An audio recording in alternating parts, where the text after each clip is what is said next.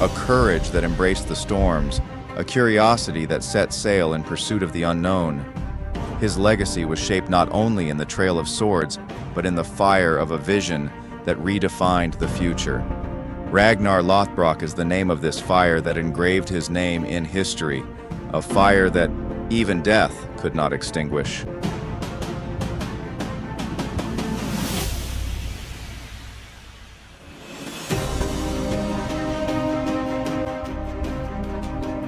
Ragnar Lothbrok is one of the most legendary figures in Viking history. But is he a character who really lived, or is he a legend? This is where things get a bit complicated. While historical sources provide no clear evidence of his existence, in Norse sagas and folklore, Ragnar appears as a brave warrior, a cunning leader, and an ambitious explorer. What makes Ragnar special is not only the battles he won, but also his curiosity and imagination. He is a character who tries to go beyond the known patterns of Vikings, who challenges fate and questions the world. His story is an adventure of strength, faith, and existential questioning. But what is interesting is that it is not enough to see Ragnar only as a warrior. His story is the journey of a Viking in search of the meaning of life, not just a man swinging a sword. That's why a philosophical approach is essential to understand him and the Viking world more deeply. Now, to understand Ragnar better, let's take a closer look at Viking society.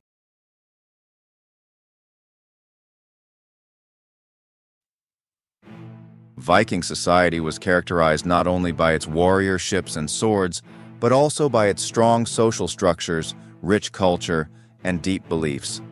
Society was divided into very rigid classes. Viking society is characterized not only by its warships and swords, but also by its strong social structures, rich culture, and deep beliefs. Society was divided into very strict classes. At the top was the king, followed by the jarl, nobles, the carl, freemen, and at the bottom the thrall, slaves. The king was the highest ruler of society, but Viking societies were often decentralized and power was shared among local leaders. The jarl, nobles, were powerful leaders who led the landowners and warriors, but they were below the king. The carl, free people, were the people who made up society, such as farmers, merchants, and artisans. The thralls, on the other hand, were mostly slaves and prisoners of war, had the lowest status, and their lives were characterized by great hardship. This class structure profoundly shaped the social and political structure of Viking society. In terms of culture, the Vikings had a deep connection to literature, poetry, and art. Poets called skald told heroic stories and created a sense of belonging in society. The Vikings organized festivals and holidays that reinforced their social bonds. These celebrations included meals, songs, and dances, bringing people together and creating solidarity. For the Vikings, religion was at the center of their lives. They had polytheistic belief systems. The best-known gods were Odin, Thor, and Loki. Odin was the god of war, wisdom, and death. Warriors prayed to him and hoped to go to Valhalla after death. Thor was the god of storms, power, and protection. Vikings believed that Thor would protect them. Loki was the god of chaos and unpredictability, symbolizing the uncertainty of life. The Norns were the three goddesses who decided people's fate, and their decisions affected the Vikings' lives. These beliefs made Vikings brave warriors and made it easier for them to face death. The Vikings' religious rituals were also very important. Sacrifices, prayers, and seasonal celebrations were great ceremonies that reinforced the unity of the community. The Vikings performed these rituals to thank the gods and ask for their help. The Vikings had created a society characterized by a strong social structure, a rich culture, and deep beliefs. Ragnar Lothbrok's rise was linked not only to his identity as a warrior, but also to his influence on the beliefs, values, and hierarchy of this society. Ragnar's journey to leadership went beyond physical strength and courage, and was shaped by his understanding of the religious and cultural structure of the society and his ability to use it to his advantage. These elements helped him establish himself as a powerful leader on the stage of history. Now let's take a look behind the scenes of Ragnar's rise. Ragnar Lothbrok lived his life as an ordinary Viking warrior. He farmed and traveled with other Vikings on raids. But the biggest event that changed his destiny was the first expedition to the west.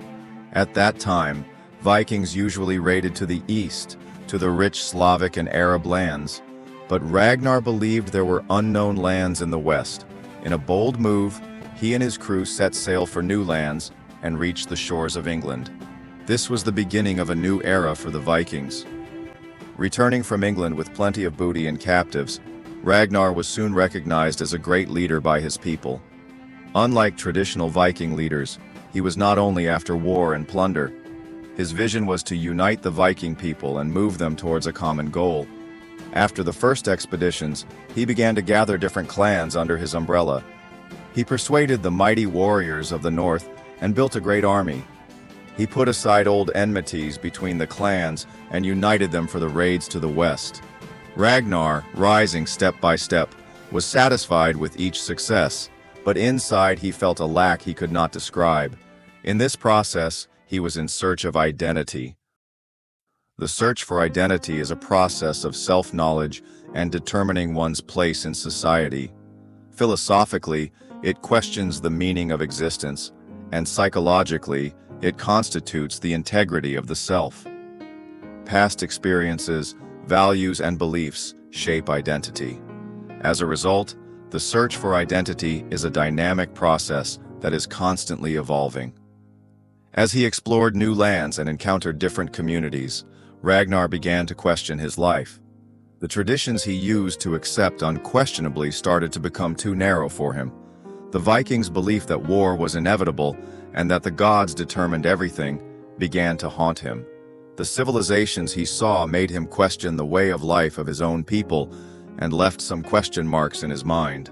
Was life based only on conquest and booty?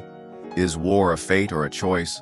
These questions drove him away from Viking society and forced him to discover himself.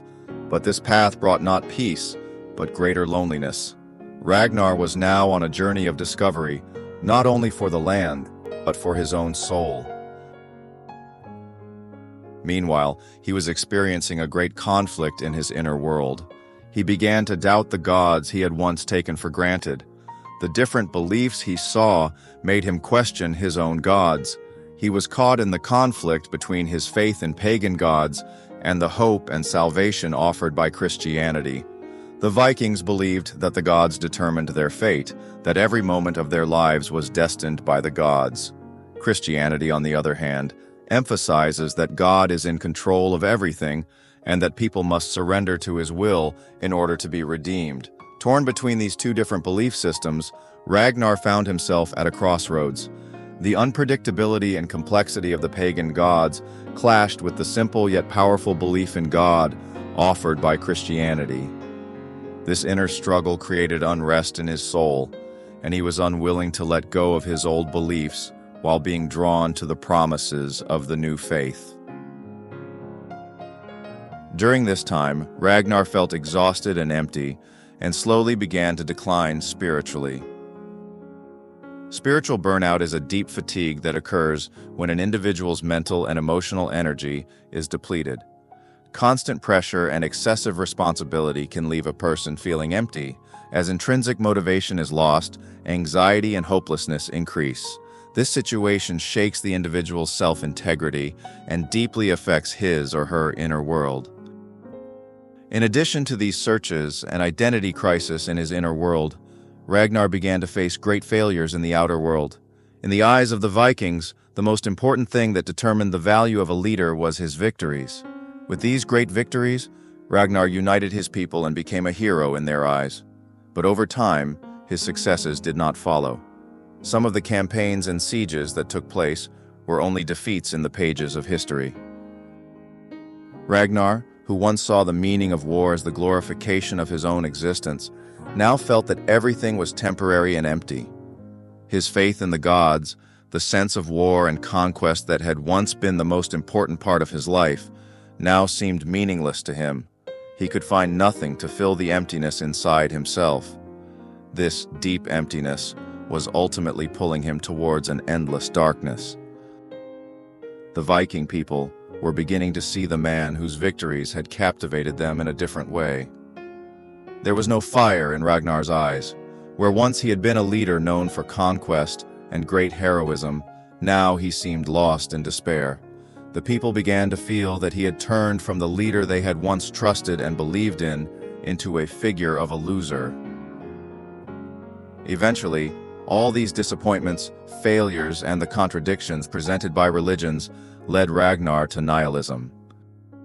Nihilism is a school of thought that holds that life and values have no meaning. It argues that there is no purpose or truth in the universe.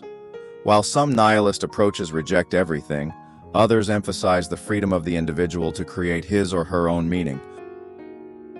As a result, nihilism can be liberating, but it can also lead to a sense of emptiness.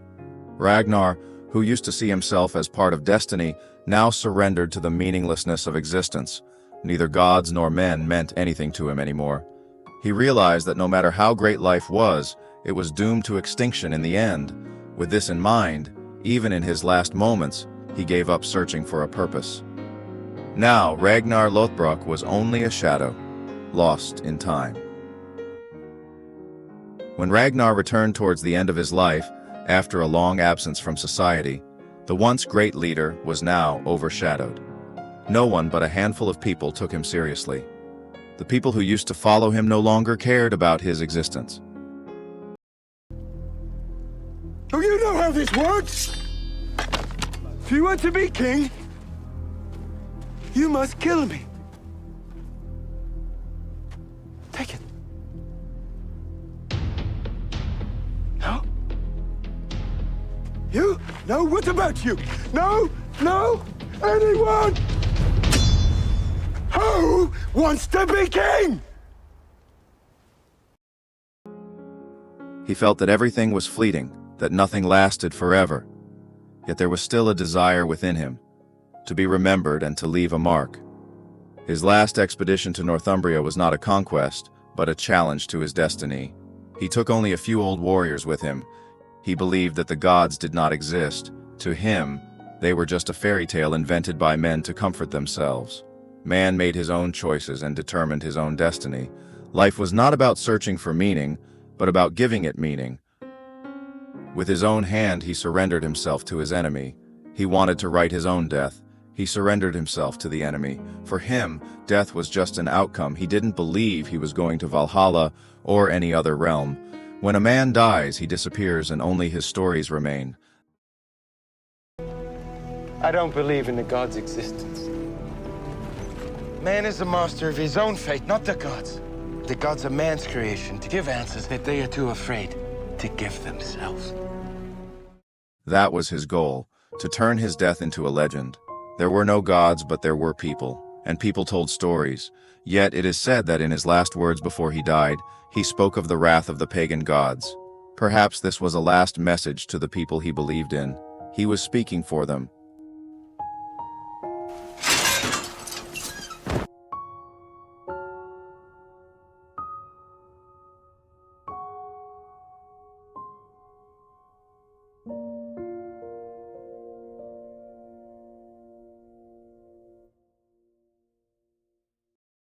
Ragnar Lothbrok's last journey was a farewell of his own volition. As he lived his life, so he chose his end. His death became a legend to be told for generations.